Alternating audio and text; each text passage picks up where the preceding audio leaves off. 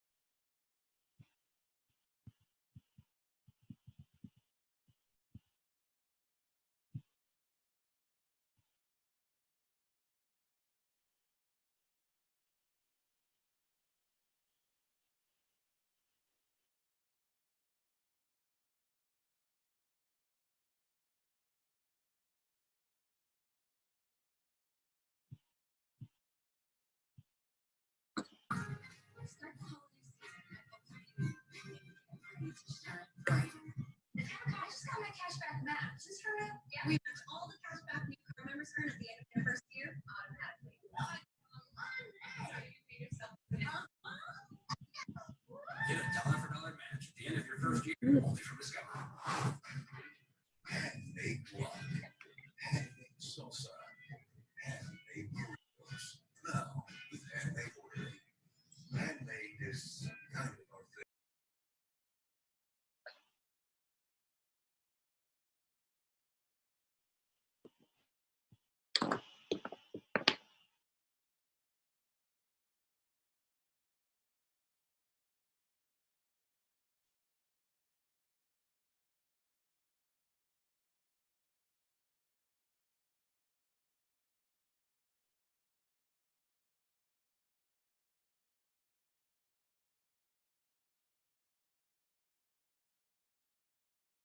All right, well, we can probably get started if you have a question you'd like to ask. But at the moment, all we have right now is Katie, and your mic seems to be muted.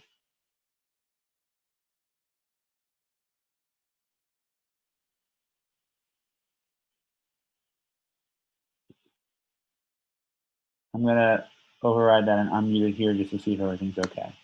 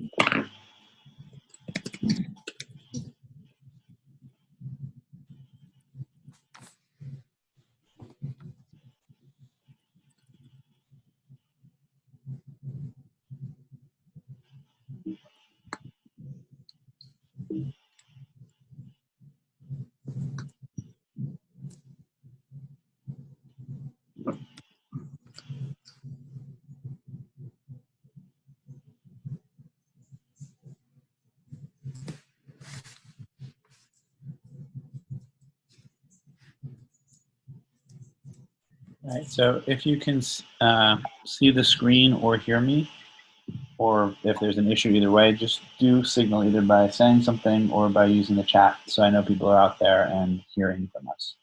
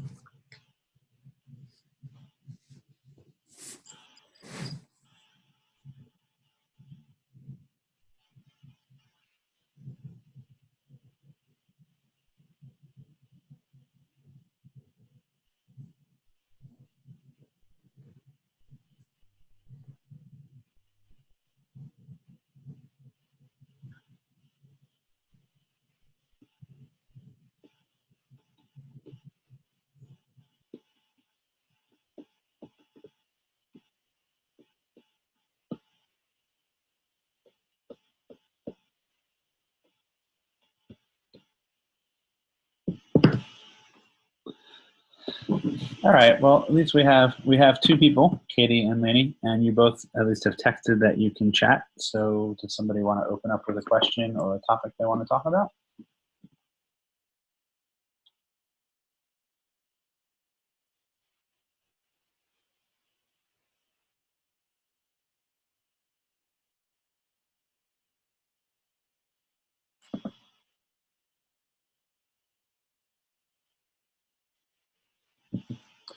Otherwise, this is going to be a kind of boring session.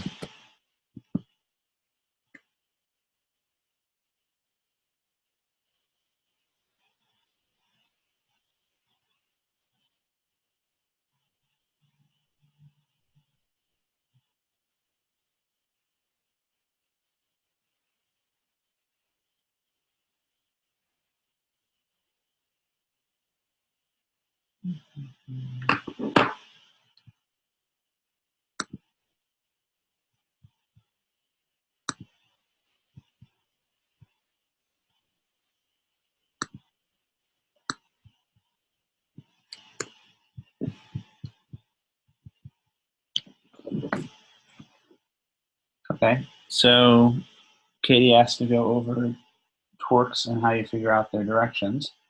And that's definitely specific enough and definitely important. So that's worth talking about. So let's say,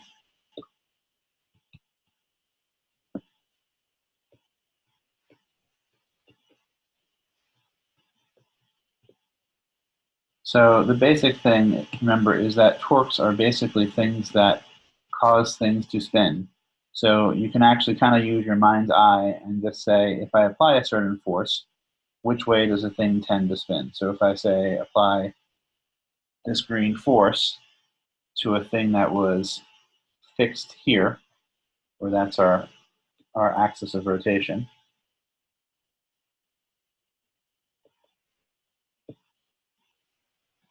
then in your mind's eye, you can probably see which way, if this were a disk and you pulled on it, it would want to move that way. All right. Obviously, it would only move a little bit if you only pulled. You have to keep pulling around it to keep it moving. But at the moment the green arrow is pointing the way it's pointing, if you pull it, the disk would rotate. So our sense would be, in this case, anti-clockwise. Often what you can do is sort of in your mind's eye, you can connect the force application point to the axis and pretend that that was just a stick you were pulling on, fixed at one end, and which way would the stick tend to move. That maybe is more useful when you have situations like something pivoted on a wall or something, and someone pulls at some angle, where it's less obvious which way you go, but you can still sort of do your line of action and then find the moment arm, and then pretend which way would this moment arm tend to move if I pulled it along the line of action. And again, we see that what it would want to do is sort of track out this sort of circle. So again, it's anti-clockwise.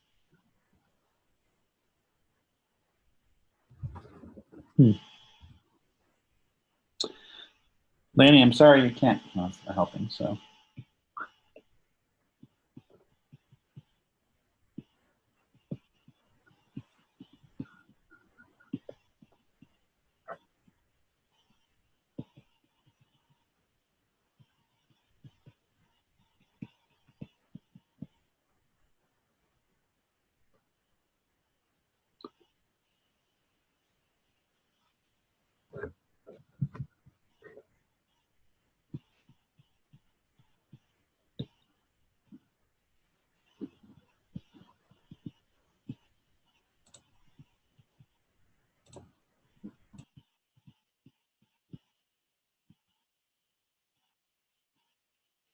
Uh-oh.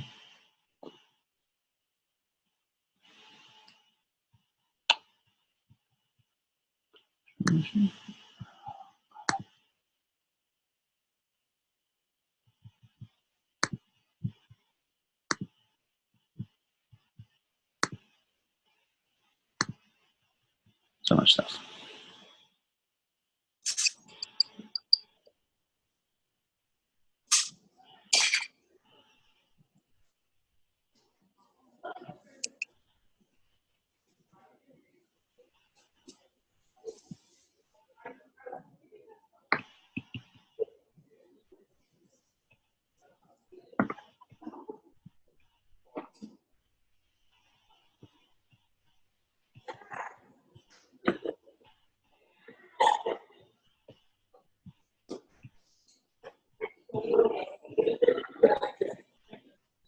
All right, I'm starting to get some chatter, possibly from your mic. Oh, okay, good. You would think after 30 years of people doing video conferencing, this would be easier, but it's still sort of black magic. All right, Katie, did that cover what you wanted to do for determining the torques, or should we go over it a little bit more? And Laney, to recap, what this was about is Katie had asked about how to talk about determining the direction of torques, whether they go clockwise or counterclockwise. And my verbiage was mostly you can just sort of do it in your mind's eye, pretend there was a stick connecting the center to your force and just pull on it as if it were something you were tugging on.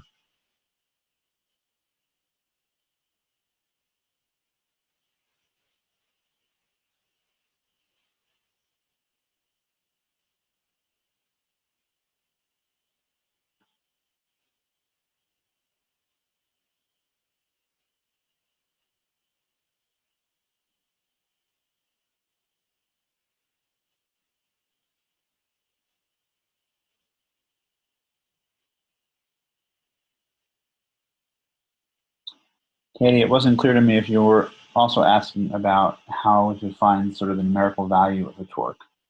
So I'm going to talk a little bit about that while we wait for people to suggest something different. But the idea being here is that you need to have some axis of rotation, and if you, let's not do the circular thing. So if you've got a stick like this or something and you're pulling at some angle, you have basically two real ways of doing that. The key thing here being, I guess really three ways of thinking about it. The only force that creates rotation is one that sort of is applied perpendicular to the direction to the axis. So you could think of this as a force that goes like this and a force that goes like that, and only this one, this purple one, matters. And then you could say, oh well, if we had a direction between the radius and the force of theta, then the purple force is actually F sine theta, and therefore the torque is, we call that R F sine theta. Or you can think of it a little bit more old school way of thinking of this is to say we have the same thing, an angle theta, and we find the so-called line of action, which is the straight line that contains the force, and then we measure a perpendicular distance from the axis. This is a thing that gets called r perpendicular, and we say that tau is r perpendicular f. And if you sort of consider again that this was r perpendicular turns out to be r sine theta times f, and so it's the same thing.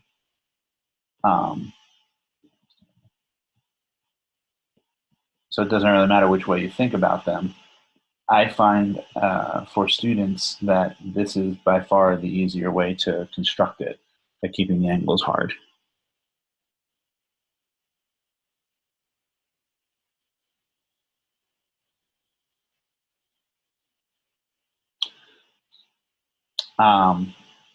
So to do sort of, we'll wrap this a little bit as sort of a, well, sort of, there are a couple of examples on the sample about sort of dealing with these angles, and they really come down to somehow controlling the angle of that the moment arm makes, this angle. That this angle is sort of the key bit. All right.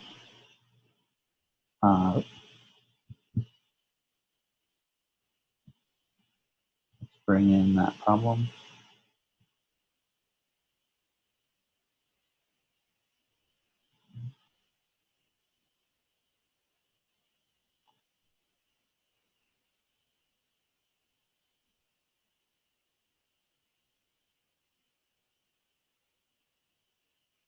So Laney asks about number 19. And it says this is the thing about bouncing a ball across sort of a basketball court. And the ball comes in at a 65-degree angle to the vertical. So that's the vertical. And the ball comes in something like that. And they tell us that this is some angle theta, which is 65. And then it bounces off at the same speed and angle, so it goes up like this. And again, this would be that same angle. And if we call the speeds sort of v naught, then it goes off with the same speed.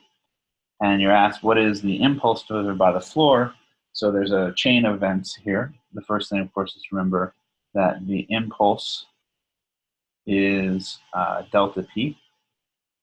And so we need to sort of think about what delta p is. But the key bit here is that delta p is a vector. So delta p is p final minus p initial. And if we look at this, the way we, I guess we'll do one more thing. Remember that subtraction really was addition of the negative vector. So if we start with our guy going down like this, that's, oops, sorry. If we start with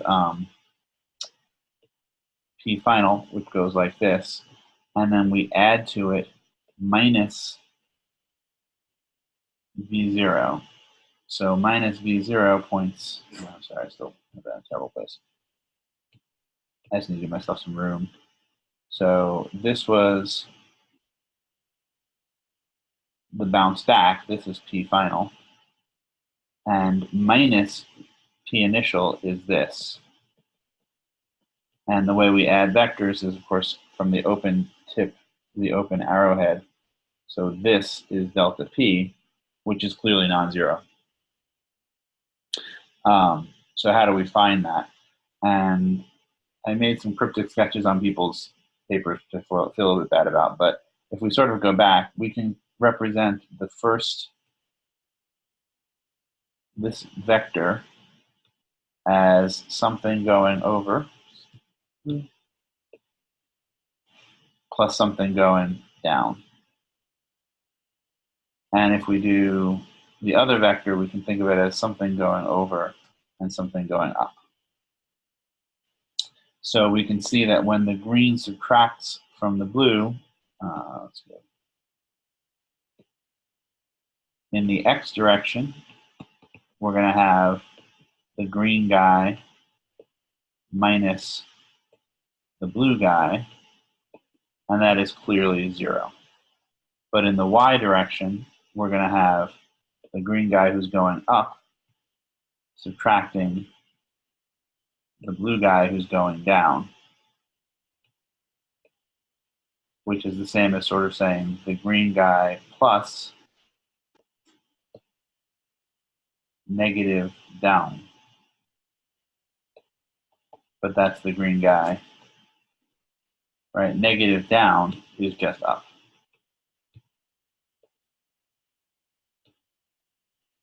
So we get twice the green guy. Here I know that the up and down parts are equal. Oops. Sorry, looping back on the thing. Yeah, the x part, the change in x, right? I should be very careful about this. This is really delta p x and delta p in the y. And yeah, that's exactly right. This is 0 because that direction hasn't changed. The momentum sideways is the same because the projection of the vector is the same. And that's because the same speed and same angle. But for the y, it's reverse direction. So it's lost whatever its downward momentum was and then gained the same thing going back up. So what I need to do is figure out what is that thing going back up. And now I'm going to take, I'm going to do a little bit of trig, and I'm going to say, well, I have these things. This is V0, and this is the thing I want.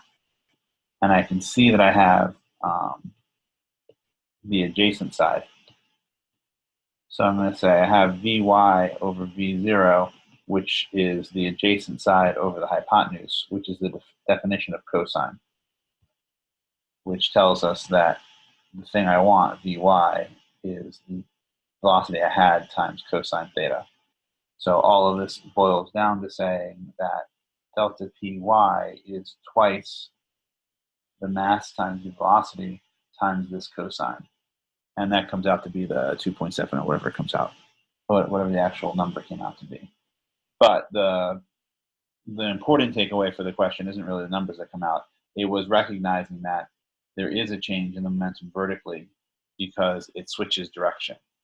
And even though mv0 is the same, there really is some direction associated here. It's a y hat or whatever, and an x hat, some sort of direction. And so the momenta aren't the same, even though their magnitude is the same.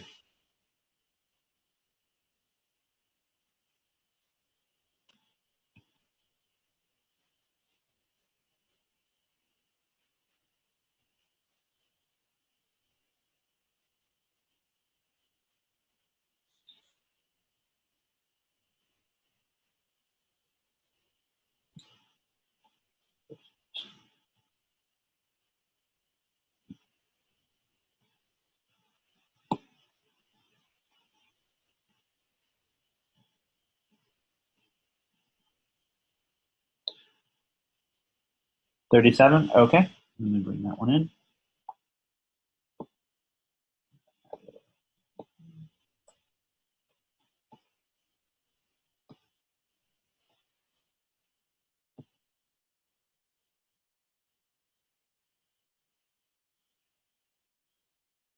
All right, collision between a hammer and a nail can be considered to be approximately elastic. Calculate the kinetic energy acquired by a 7.2 gram nail, etc. Sure. So our picture, I'm going to draw very bad things, but that's my hammer, and that's my nail. And the idea is that the hammer is originally, right, the hammer has some downward velocity, and they both have, we'll call the hammer mass 1 and the nail mass 2. And then after the collision, right, bad things happen, and then the hammer is still moving downward with some velocity, maybe, and the nail is moving even more downward with some higher velocity, we assume. We're fairly sure. Oh, I'll certainly, sorry, Laney, also, when we finish 37, I'm happy to go over stuff from chapter 11 quiz. So get ready with what question you want on that, and we'll do that after this. So because the hammer is heavier than the nail, I actually do expect it to move through. So I think the arrows here are correct. And then some of this is now because it's elastic, we know that the momentum is conserved and the kinetic energy is conserved. And in principle, from there, you can just solve the problem. But it's pretty grungy, so I really do encourage you and allow you to use the fact that the textbook tells you for these cases what we should get. And this is, again, a thing that's going to be on your equation sheet as well. In fact, give me a second, I'll find it. Oh, no, not here, sorry. But it is on the equation sheet that an elastic collision obeys these two equations.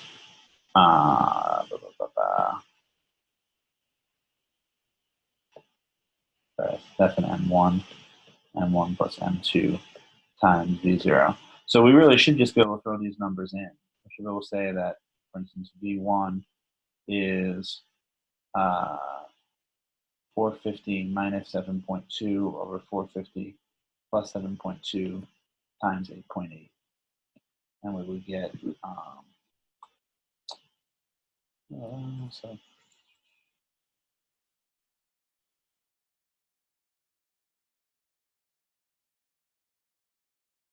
something like 8.52 meters per second. Probably not the right sig figs there, but we could polish that later. And the other would be 2 times 450 over 450 plus 7.2, all times 8.8, which would give us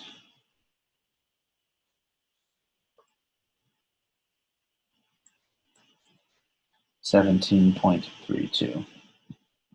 And then the question is a little weird, because all they ask me about is the, and this is kind of strange, the kinetic energy acquired by the nail. So we don't really care what happens to the hammer. They don't ask us anything about that. So over here I'll say what we're looking for really is the change in the kinetic energy of the nail, which is going to be the final kinetic energy minus initial kinetic energy, and the initial kinetic energy is 0. So this is really just going to be 1/2 times the mass of the nail times the velocity squared, 0.32 squared. And then we have to remember that actually that's the wrong, we have to convert that unit over. So maybe I should go to a different screen. That got a little more crowded than I thought. So delta K is going to be 1/2 7.2 grams, but we want to be in kilograms. So I'm going to convert it times the 17.32 meters per second, pi squared. That will give us joules, and I think I'm going to be like 1, or something very close to 1. Yeah, it comes out to be like 1.08 joules, which I think with the right sig figs is 1.1 joules.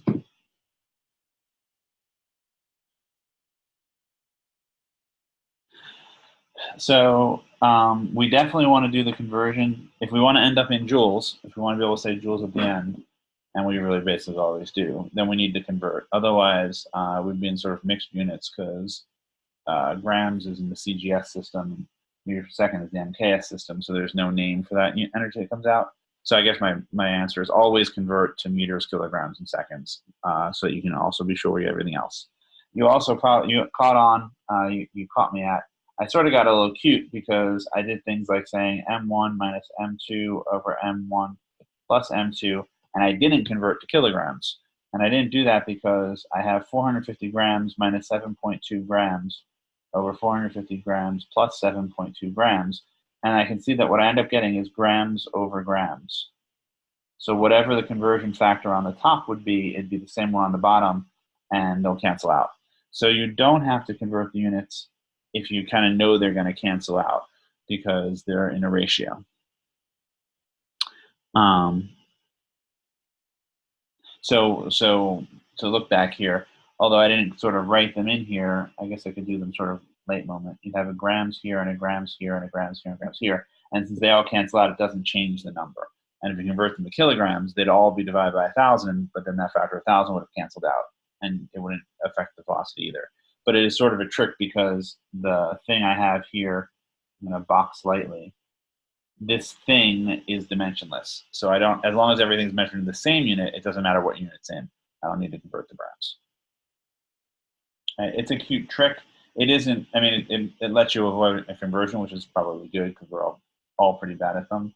but mostly it's a matter of recognizing. I don't know. You might notice as I solve things, I tend to cast things into these dimensionless arrangements because of that, because then I don't have to do any kind of conversions.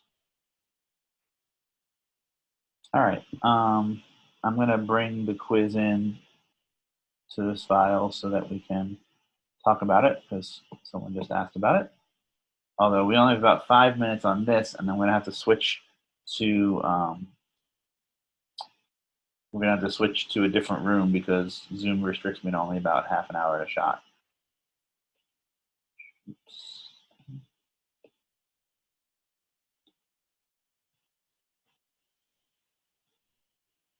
All right, so do we have one in particular? Number 13. So we're looking at this one. Let me just actually give us some space.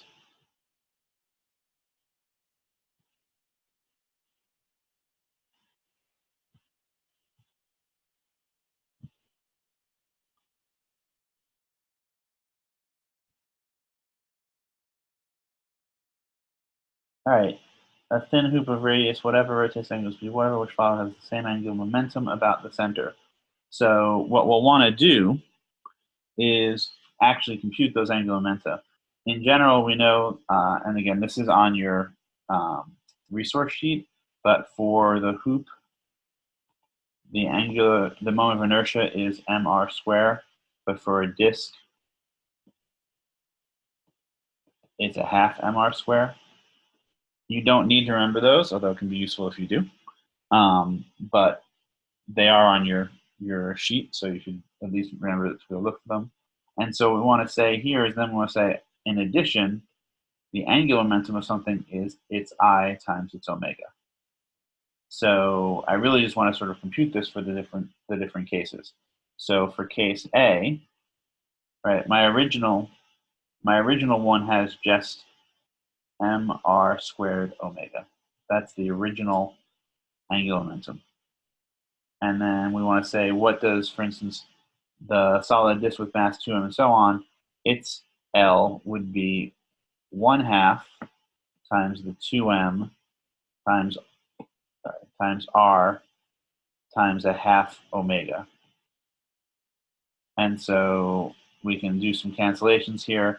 The half and the 2 cancel there, but this other half lies around, and I get a half mr squared omega. And that is not what we're looking for. So then I can go and say, let's try part B. And for part B, it's a solid disk again. So again, it's going to be 1/2. It has mass m and radius 2r and speed 1/2 omega. And now what I want to do is I want to grind this out and say what we get here. So we have a half times a half is a quarter, but then we have m and we get 4r squared omega. And the 4 1/4 cancel, so we get mr squared omega. So this is what we were looking for. So the answer should be B. This comes down to, if you have time, you should probably check that there wasn't a glitch in the problem or that you didn't make some mistakes, so we should try the other. A thin hoop would have, with mass 2m, would have 2m times its radius, which is 2r, and angular speed, which is squared here, and then 2 omega. And this turns out to be 16 mr squared omega, so that's not right. And then finally, you would do, it has 4m, a radius of r squared, and a speed of a half omega, and this ends up being 2 mr squared omega, and that's not what we want either. So I think what we should do, since it's 8:30 and I don't want to get thrown out of the room, is I'm going to close this session out, and I'm going to go to the other one. So the link on Blackboard should have a session 2, I think it said it, or second half or something. And then we can pick up there again, and then after a half hour or so of that, we'll be done, and then I think we'll kind of have to stop. All right, so I will see you in the other room in a little bit once I figure out how to close this.